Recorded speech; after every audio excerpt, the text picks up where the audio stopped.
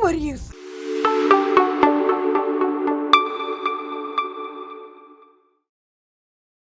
ብራድ ፒት የብራድ ፒት የመጀመሪያ ህይወት ከኦክላሃማ እስከ ሚዙሪ ሰፋፊ ሜዳዎች የጥቅምት ወር ማለቂያ 1963 የመጨረሻዎቹ ወራት በኦክላሃማ ግዛት ሽዋኒ በምትባል ትንሽ ከተማ ውስጥ አንድ ቤተሰብ በደስታ ሲጠባበቅ ነበር። የዊሊያም ኤልቪን ፒት የጭነት መኪና ኩባንያ ስራ አስኪያጅ እና የጄን ኤታ ሃንተር በትምህርት ቤት አማካሪ የነበሩት የመጀመሪያ ልጃቸውን ለመቀበል በጉጉት ሲጠባበቁ ነበር። በታህሳስ 18 ቀን 1963 ያ ቀን ደረሰ። ዊሊያም ብራድሌይ ፒት የሚባል ስም የተሰጠው ህፃን ወደዚህ ዓለም መጣ። ብራድ ገና ህፃን እያለ ቤተሰቡ ወደ ስፕሪንግፊልድ ሚዙሪ ተዘዋወረ። ስፕሪንግፊልድ በአሜሪካ ሚድዌስት ክፍል የምትገኝ ብዙ አረንጓዴ ሜዳዎች፣ ወንዞችና ሞቅ ያለ ማህበረሰብ ያላት ከተማ ነበረች። ከሁለት ታናናሽ ወንድሞችና እህቶች ዳግ እና ጁሊ ጋር ቤታቸው በትልልቅ ዛፎች የተከበበ ለልጅነት ጀብዶቹ ምቹ ቦታ ነበር። የብራድ የልጅነት ጊዜ በአብዛኛው የተሞላው በተለመደው የመካከለኛው ምዕራብ ልጅ እንቅስቃሴዎች ነበር። ትምህርት ቤት መሄድ፣ ከጓደኞቹ ጋር መጫወትና በዙሪያው ያለውን ዓለም ማሰስ። ቤተሰቡ ጥብቅ ክርስቲያን ስለነበረ ብራድ በቤተ ክርስቲያን መዘምራን ውስጥ ይዘፍን ነበር። የሙዚቃ ፍቅሩ ያኔ የጀመረ ይመስላል። ብራድ በትምህርት ቤት ብልህና ንቁ ልጅ ነበር። በመዋኛ ውድድሮች ላይም ይሳተፍ ነበር። ሌላው ደግሞ የቴኒስ ሜዳ ላይም ተደጋጋሚ እንግዳ ነበር። በእነዚህ እንቅስቃሴዎች ውስጥ መሳተፍ ከጓደኞች ጋር እንዲቀራረብና የቡድን መንፈስ እንዲያዳብር ረድቶታል። ምንም እንኳ በዛ ጊዜ የትወና ህልም አእምሮ ውስጥ ባይኖርም በስፖርትና በመዘምራን ውስጥ ራሱን ለህዝብ ማቅረብ ይወድ እንደነበር መገመት ይቻላል። ምናልባትም ያ ሁሉ የህዝብ ግንኙነት ልምምድ ለወደፊት ህይወቱ መድረክ እያዘጋጀለት ነበር። ቤቱ ውስጥ የወላጆቹ ተጽዕኖ ከፍተኛ ነበር። አባት ዊሊያም የጭነት መኪና ኩባንያ ስራ አስኪያጅ እንደመሆናቸው መጠን የሥራ ስነ ምግባርንና ኃላፊነትን በልጆቹ ውስጥ ለማስረጽ ይጥሩ ነበር። እናቱ ጄን ደግሞ በሙያው አማካሪ በመሆኗ የብራድንና የእህት ወንድሞቹን ስሜታዊና አእምሮአዊ እድገት በመደገፍ ረገድ ትልቅ ሚና ነበራት። ስፕሪንግፊልድ ለብራድ አስተማማኝና መረጋጋት የሰፈነበት አካባቢ ነበር። የትወና ዓለም ውጣ ውረዶችና የሆሊውድ ግርግር ገና ከሱ ርቀው ነበር። እሱ ገና ተራ ልጅ ነበር። በሰፋፊ የመካከለኛው ምዕራብ ምድር ሜዳዎች ላይ እየሮጠ የወደፊት ህልሞቹን ገና ያልተገነዘበ ማን ያውቃል? ምናልባት በዛን ጊዜ ያየው የፀሐይ መጥለቅ ወይም የወንዞች ዝምታ ለወደፊት የትወና ስራው ጥልቅ ገጸ ባህሪውን ለመቅረጽ መሰረት ጥሎ ሊሆን ይችላል። ብራድ ፒት በሚዙሪ ዩኒቨርሲቲ የጋዜጠኝነት ትምህርቱን ጀመረ። ህይወቱ በአንድ የተወሰነ አቅጣጫ እየተጓዘ ያለ ይመስላል። ነገር ግን ጥልቅ በውስጡ አንድ ስሜት ያንቀጠቅጠው ነበር፣ የፊልም ፍቅር። ፊልሞችን ማየት ብቻ ሳይሆን የገጸ ባህሪቱን ማንነት ውስጥ ገብቶ መኖር፣ ሌላ ሰው የሚለው ሐሳብ ያማልለው ነበር። ይህ ውስጣዊ ስሜት እንደ እሳት እየተቀጣጠለ የጋዜጠኝነት መንገድ ወደ ኋላ እንዲተው አደረገው። ከመመረቁ ጥቂት ቀናት በፊት አንድ ደፋር ውሳኔን ወሰነ። ዲግሪውን ሳይጨርስ የጋዜጠኝነት ህልምን ትቶ $325 ብቻ በኪሱ ይዞ ወደ ህልሙ ከተማ ሎስ አንጀለስ ካሊፎርኒያ አቀና። የ22 ዓመት ወጣት ብራድ ፊልም የመስራት ህልም ብቻውን ታጥቆ ከኋላው ሰላማዊውን የመካከለኛውን ምዕራብ ህይወት ጥሎ መጣ። ሎስ አንጀለስ ሲደርስ ነገሮች ቀላል አልነበሩም። ሆሊውድ ለሁሉም በር አልከፈተችለትም። የፊልም ስቱዲዮዎችና የካስቲንግ ዳይሬክተሮች ቀጠሮን በመስጠት ከባድ ነበር። ህልሙን እውን ለማድረግ ሲል የቻለውን ሁሉ ስራ ሰርቷል። በመጀመሪያ የሊሙዚን ሹፌር ነበር። ከዛም ከባድ ሸቀጣ ሸቀጦችን ይጭንና ያራግፍ ነበር። እነዚህ ስራዎች ለትወና ትምህርት ቤቶችና ወርክሾፖችን ለመክፈት ይረዱት ነበር። ከዚህ ሁሉ አስገራሚ ደግሞ አንድ የፈጣን ምግብ ቤት ማስታወቂያ ላይ የዶሮ ልብስ ለብሶ መንገደኞችን ሲስብ ነበር። ይህ ሁሉ ደግሞ ለትወና ትምህርት ለመክፈል ነበር። በትወና ትምህርት ቤቶች እየተማረ፣ በትወና ወርክሾፖች እየተሳተፈ፣ ለኦዲሽን እየተመላለሰ የሆሊውድ ህይወቱ ጣዕሙን እየቀመሰ ነበር። የማያቋርጥ ጥረቱና ቁርጠኝነቱ አንዳንዴ ተስፋ አስቆራጭ ቢሆንም የትወና ፍቅሩ እንዲቀጥል አድርጎለታል። የመጀመሪያዎቹ እርምጃዎቹና ተልማ ኤንድ ሉዊስ በ1991 ያልተጠበቀው መወንጨፊያ በ1980ዎቹ መጨረሻ ላይ ትናንሽ የቴሌቪዥን ሚናዎችን ማግኘት ጀመረ። አናዘር ወርልድ ኤንድ ዳላስ ባሉ ታዋቂ የቴሌቪዥን ተከታታይ ፊልሞች ላይ በአጭር ጊዜ ብቅ ይል ነበር። እነዚህ ልምምዶች ካሜራ ፊት ለፊት የመሆንን ልምድ ቢሰጡትም እውነተኛ የትወና አቅሙን የሚያሳይበት ትልቅ ዕድል ገና አልመጣም ነበር። ነገር ግን በኦዲሽን እየተመላለሰ ትዕግስቱንና ትጋቱ በመጨረሻ ፍሬ ማፍራት ጀመረ። ያ ትልቅ ዕድል የመጣው በ1991 ዓመተ ምህረት በሬድሊ ስኮት በተመራው ዘ ተልማ ኤንድ ሉዊስ በተሰኘው ታዋቂ ፊልም ላይ ጄዲ የተባለውን ተሳቢና ማራኪ ወጣት ሚና አገኘ። ይህ ሚና ምንም እንኳ ጥቂት ትዕይንቶች ብቻ ቢኖሩትም የብራድን ሕይወት ለወጠው። በተለይ ሱዛን ሳንደን ከተባለች ታዋቂ ተዋናይት ጋር የነበረው ትዕይንት፣ የኪስ ቦርሳ የሚሰርቅበትና በመኪና ውስጥ የሚያሳልፈው ትዕይንት የብራድን ማራኪነትና ስክሪን ላይ የመታየት ችሎታውን በሚገባ አሳየ። ያ አጭር ትዕይንት በቅጽበት የሴክስ ሲምቦል እንዲሆን አደረገው። እናም የሆሊውድ በሮች በሰፊው ተከፈቱለት። ሴቶች በሱ ውበት ተማረኩ። የፊልም ስቱዲዮዎችም አዲስ ኮከብ ማግኘታቸውን ተገነዘቡ። በዚያ ቅጽበት የብራድ ፒት ስም በመላው አሜሪካ ታወቀ። ዘ ተልማ ኤንድ ሉዊስ በኋላ ብራድ ፒት ከአሁን በኋላ ትናንሽ ሚናዎች የሚመርጥ ተዋናይ አልነበረም። የቆንጆው ልጅ የሚለውን መለያ ለማስወገድ እና ራሱን እንደ ተሰጥኦ ያለው ተዋናይ ለማሳየት ቆርጦ ተነሳ። በተለያዩ ዘውጎች ውስጥ ያሉ ውስብስብና ፈታኝ ሚናዎችን መውሰድ ጀመረ። ዘ ሪቨር ራንስ ትሩ ኢት በ1992 በዚህ ፊልም ላይ የፖል ማክሊንን ሚና ሲጫወት እንደ ቆንጆ ፊት ብቻ ሳይሆን በጥልቅ ስሜት የመግለጽ ችሎታም እንዳለው አሳይቷል። ፊልሙ የህይወትን ውስብስብነት በሚያሳይ መልኩ ተቀርጾ ነበር። ትሩ ሮማንስ በ1993 በዚህ ፊልም ላይ አጭር ነገር ግን የማይረሳ ሚና ነበረው። ፍሎይድ የተባለውን መርማሪ አጫሽ ገጸ ባህሪ በፌዝ አጫውቶታል። ኢንተርቪው ዊዝ ዘ ቫምፓየር በ1994 በዚህ ፊልም ላይ ከቶም ክሩዝ ጋር በመሆን እንደ ሻምፒየር ሉዊስ የተጫወተው ሚና የጨለማውን እና ስሜታዊ ጎኑን አሳይቷል። ፊልሙ በብዙዎች ዘንድ አድናቆትን አግኝቶ ነበር። ሌጀንድስ ኦፍ ዘ ፎል በ1994 እዚህ ፊልም ላይ እንደ ትሪስታን ሉድሎን የተጫወተው ጠንካራ አረመኔያዊ እና ሕግን የማይቀበል ገጸ ባህሪ የብዙ ሴት ታዳሚዎችን ልብ አሸነፈ። ፊልሙም በንግድ ረገድ ከፍተኛ ስኬትን አስመዝግቧል። ተቨንት በ1995 በዴቪድ ፊንቸር በተመራው በዚህ አስፈሪ ፊልም ላይ ከሞርጋን ፊርማን ጋር በመሆን የወጣትን ግትር መርማሪ ዴቪድ ሚልሰንን ሚና ተጫውቷል። በፊልሙ መጨረሻ ላይ የባለቤቱን ሞት ሲያውቅ ያሳየው የስሜት ፍንዳታ የብዙዎች አድናቆትን አተረፈ። ይህ ሚና የብራድን ትወና ወደ ሌላ ደረጃ ከፍ አደረገው። 12 ሞንኪስ በ1995 በቴሊ ጊሊያም በተመራው በዚህ ሳይንሳዊ ልቦለድ ፊልም ላይ በአእምሮ ህመም የተጠቃውን የጄፋሪ ጎንሰንን ሚና በሚገርም ብቃት ተጫውቶ ለመጀመሪያ ጊዜ ለኦስካር ሽልማት ምርጥ ደጋፊ ተዋናይ ታጭቶ ነበር። እዚህ ላይ ቆንጆ ብራድ ከሚለው መለያ ወጥቶ እውነተኛ የትወና ችሎታውን አሳይቷል። ፍላይት ክለብ በ1999 ይህ ፊልም የብራድን ስራ ከፍ ካደረጉት አንዱ ነው። እንደ ታይለር ደርደን የተጫወተው ሚና ከሆሊውድ የተለመዱ ጀግኖች የወጣና ውስብስብ ፍልስፍናዎችን የሚያንጸባርቅ ነበር። ፊልሙ ከተለቀቀ በኋላ ከፍተኛ ክርክር ቢያስነሳም አሁን ግን እንደ ክላሲክ ይቆጠራል። ብራድ በዚህ ሚና ላይ ያሳየው አካላዊና አእምሯዊ ለውጥ አስደናቂ ነበር። በዚህ ወቅት ብራድ ፒት የሆሊውድ ኤሊስት ኮከብ መሆኑን አረጋገጠ። ከቀላል ቆንጆ ልጅነት ወጥቶ ውስብስብና ፈታኝ ሚናዎችን በብቃት የሚጫወት ተዋናይ መሆኑን ለዓለም አሳይቷል። 2000ዎቹ ዓመታት ለብራድ ፒት ስራ ሌላ ምዕራፍ ከፈቱ። ብራድ ፒት ሚናዎችን በመምረጥ ረገድ ይበልጥ ደፋር እየሆነ መጣ።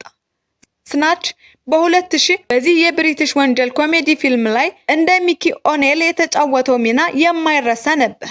የአየርላንድ ዘዬውን በመለማመድና የማይታወቅ ገጸ ባህሪውን በመቅረጽ የብቃቱን ስፋት አሳይቷል። ኦሽንስ 11 በ2001 እንደ ራይነስ ኮል የተጫወተው ሚና በንግድ ረገድ ከፍተኛ ስኬት ያስመዘገበ ሲሆን ከጆርጅ ክሉኒ እና ማት ዳሞን ባሉ ኮከቦች ጋር በመሆን የተሰራ ስኬታማ ፊልም ተከታታይ ሆነ። ትሮይ በ2004 በዚህ ታሪካዊ ድራማ ላይ እንደ ታዋቂው ተዋጊ አኪሌስ በመሆን አካላዊ ጥንካሬውንና የተዋጊነት ችሎታውን አሳይቷል። ሜር ኤንድ ሚርስ ስሚዝ በ2005 ከዛን ጊዜ ወደፊት ሚስቱ አንጀሊና ጆሊ ጋር በመሆን የተጫወተው ሚና በንግድ ረገድ በጣም ስኬታማ ነበር። የሁለቱ ተዋናዮች በስክሪን ላይ የነበራቸው ኬሚስትሪ የፊልሙን ስኬት ከፍ አድርጎታል። ባይብል በ2006 በዚህ ውስብስብና ብዙ ገጸ ባህሪያት ባሉት ፊልም ላይ ያሳየው ትወና ከፍተኛ አድናቆትን አግኝቶለት ለጎልደን ግሎብ ሽልማት ታጭቶ ነበር።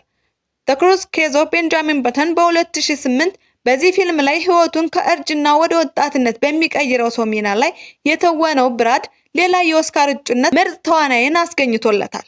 የብራድ ፒት ስኬት በትወና ብቻ አላበቃም።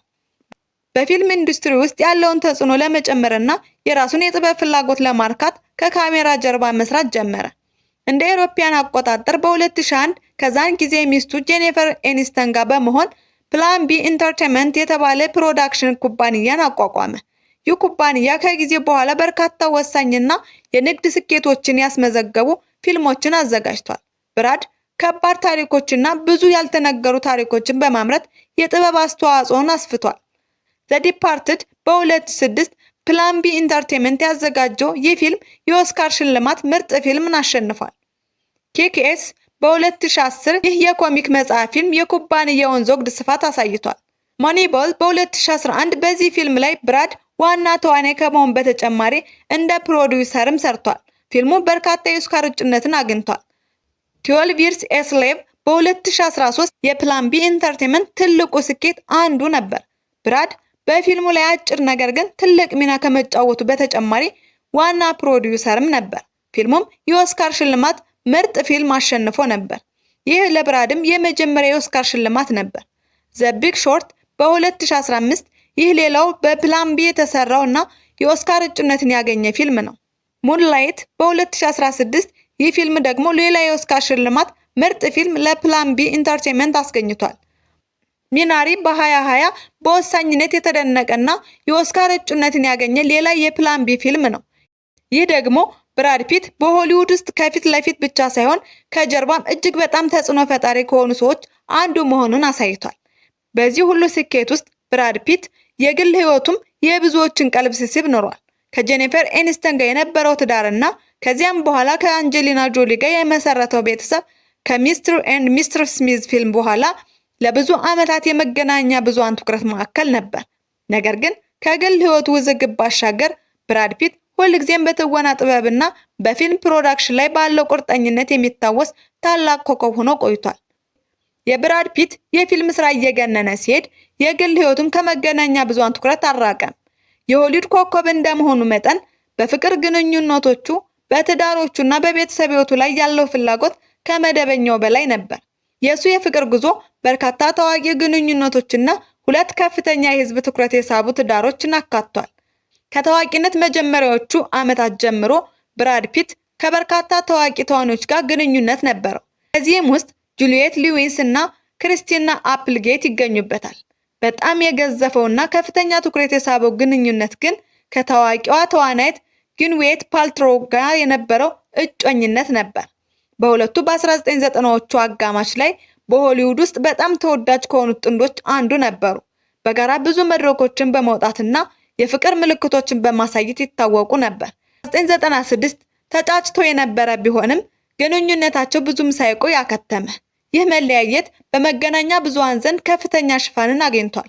ከጄኒፈር ኤኒስተን ጋር የተደረገው የወርቃማው ጥንዶች ትዳር በ1998 ዓ.ም ብራድ ፒት ከታዋቂዋ የሲትኮም ተዋናይት ጄኒፈር ኤኒስተን ከፍሬንድስ የቴሌቪዥን ተከታታይ ጋር መገናኘት ጀመረ።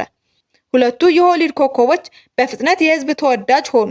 በጁላይ 29 ቀን 2000 ዓ.ም በማሊቡ ካሊፎርኒያ በተካሄደ የቅንጦትና ግላዊ በሆነ የሰርግ ስነ ስርዓት ተጋቡ። ትዳራቸው የሆሊውድ ጎልደን ካፕል ተብሎ ይጠራ ነበር። ለዓመታት በአደባባይ በፍቅርና በደስታ ሲታዩ የነበሩ ሲሆን የብዙዎች የምቀኝነት ምንጭም ነበሩ። ነገር ግን እንደ ሌሎች ብዙ የሆሊውድ ትዳሮች ሁሉ የብራድ እና የጄኒፈር ትዳርም ፍጻሜው ደረሰ። በጥር 2005 ዓ.ም ጥንዶቹን መለያየታቸውን አስታወቁ። እናም በመጨረሻ በጥቅምት 2005 ዓ.ም ፍቻቸው ጸደቀ። ይህ መለያየት በዓለም ዙሪያ በሚሊዮኖች የሚቆጠሩ አድናቂዎቻቸውን አስደንግጧል። ለመለያየታቸው ዋነኛ ምክንያት ሆኖ የተጠቀሰው ብራድ በሚስተር ኤንድ ሚስትር ስሚዝ በ2005 በተሰራው ፊልም ላይ ከባልደረባ ተዋናይት አንጀሊና ጆሊ ጋር አብሮ በመስራት የጀመረው ግንኙነት ነበር። ብራድ ፒት እና አንጀሊና ጆሊ ግንኙነታቸውን ይፋ አደረጉ። ሁለቱም በዓለም አቀፍ ደረጃ ከፍተኛ ተጽዕኖ ፈጣሪና ታዋቂ ኮከቦች ስለሆኑ ግንኙነታቸው ብራንጆሊና የሚል ስም ተሰጥቶት የመገናኛ ብዙሃንና የህዝብ ቀልብን ስቦ ነበር። ጥንዶቹ 6 ልጆች አሏቸው። 3ቱ ባዮሎጂያዊ ልጆቻቸው ሲሆኑ ሽሎን ኑቬል እና መንትዮቹ ኖክስ፣ ሊዮ እና ኢቭን ማርችሊ ናቸው። ሶስቱ ደግሞ በማደጉ የወሰዷቸው ናቸው፤ ማርኮስ ቺያቫን፣ ፓክስቲየን እና ዛሃራ ማርሊን። በአገዛዝ በ10 ዓመታት አብረው ከኖሩና ቤተሰብ ከመሰረቱ በኋላ ብራድ እና አንጀሊና ጆሊ በኦገስት 23 ቀን 2014 ዓ.ም በፈረንሳይ በምትገኘው ቻቱ ማርቪል በተባለች ንብረታቸው ውስጥ በግል ስነ ስርዓት ተጋቡ። ልጆቻቸው በሰርጉ ላይ ትልቅ ሚናን ተጫውተዋል። ትዳራቸውም ሌላ የወሊድ ጎልደን ካፕል ዘመን መጀመሩን ያመለክት ነበር። ይሁን እንጂ ይህ ትዳር እንደ መጀመሪያው ሁሉ ዘላቂ አልነበረም። በሴፕቴምበር 2016 ዓ.ም አንጀሊና ጆሊ ከብራድ ፒት ፍች ጠየቀች። በመካከላቸው ሊታረቅ የማይችል ልዩነት እንዳለ በመግለጽ ፍቻቸው በከፍተኛ መገናኛ ብዙሃን ሽፋን ተከታትሏል። የመለያየቱ ሂደት ውስብስብና የልጆች የማሳደግ መብት ላይ በይፋ ውዝግቦች የተሞላ ነበረ። በመጨረሻም በ2019 ፍቻቸው ጸደቀ። ነገር ግን የልጆች የማሳደግ መብት ላይ የሕግ ትግላቸው ለተጨማሪ ዓመታት ቀጥሏል። ይህ ፍቺ ብራድ ፒትን በግል ደረጃ ከፍተኛ ጭንቀት ውስጥ እንደከተተው ይታወቃል። በቃለ መጠይቆቹ ላይ እንደተናገረው በዚህ ወቅት ከአልኮል ሱሰኝነት ጋርም ትግል አድርጎ ነበር። ከሁለተኛው ፍቺ በኋላ ብራድ ፒት የግል ሕይወቱን ከህዝብ እይታ ለማራቅ የበለጠ ጥረት ሲያደርግ ቆይቷል። በፊልም ስራው ላይ ትኩረት አድርጎ የቀጠለ ሲሆን ፕላን ቢ ኢንተርቴይንመንት በተባለው ፕሮዳክሽን ኩባንያው በኩል ስኬታማ ፊልሞችን ማምረት ቀጥሏል። በ2019 ዓ.ም በኳረንቲን ታራንቲኖ በተመራው ዋንስ አፖን ኤ ታይም ኢን ሆሊውድ በተሰኘው ፊልም ላይ ለተጫወተው ገጸ ባህሪ ወይም ክሊፍ ቡዝ ሆኖ ሽልማቱን ሲቀበል ባደረገው ንግግር ላይ ቀልድና ትህትና ተሞልቶበት ነበር። ይህም ብዙዎችን አስደስቷል። ከግል ሕይወቱ ውዝግቦች በተጨማሪ ብራድ ፒት በጎ አድራጎት ስራዎች ላይም ንቁ ተሳትፎን አድርጓል። በተለይ በ2005 ዓ.ም በአውሎ ንፋስ ካትሪና ከተመታች በኋላ ኒው ኦርሊንስን እንደገና ለመገንባት በሚደረገው ጥረት ውስጥ ከፍተኛ አስተዋጽኦን አድርጓል። በሜክ ኢት ራይት ፋውንዴሽን አማካኝነት ለአውሎ ንፋሱ ሰለባዎች ዘላቂና ለአካባቢ ተስማሚ የሆኑ ቤቶችን ለመገንባት በሚሊዮኖች የሚቆጠሩ ዶላሮችን አውጥቷል። በአሁኑ ሰዓትም ለተለያዩ ማህበራዊና አካባቢ ጉዳዮች ድጋፍ ይሰጣል። ብራድ ፒት የሆሊውድ ሜጋ ስታር እንደመሆኑ መጠን ከትወናና ከፕሮዲውሰርነት ስራው በተጨማሪ ሁልጊዜም በዓለም ዙሪያ በሚሊዮኖች ለሚቆጠሩ ሰዎች መነጋገሪያ ሆኖ ቆይቷል። በግል ሕይወት ውስጥ በርካታ ውጣ ውረዶችን ቢያስተናግድም በአሁኑ ጊዜ በአንጻራዊ ሁኔታ የተረጋጋና በስራው ላይ ያተኮረ ሕይወትን ይኖራል። ራሱን ከአልኮል ሱሰኝነት ነፃ ማውጣቱን ገልጾ በአሁኑ ሰዓት በሕይወቱ ውስጥ መረጋጋትና ጤናማነት ላይ ትኩረት አድርጓል። ይህ ስለ ብራድ ፒት የፍቅር፣ የትዳር፣ የቤተሰብና አሁን ስላለው ሕይወት በዝርዝር የቀረበ ትረካ ነው።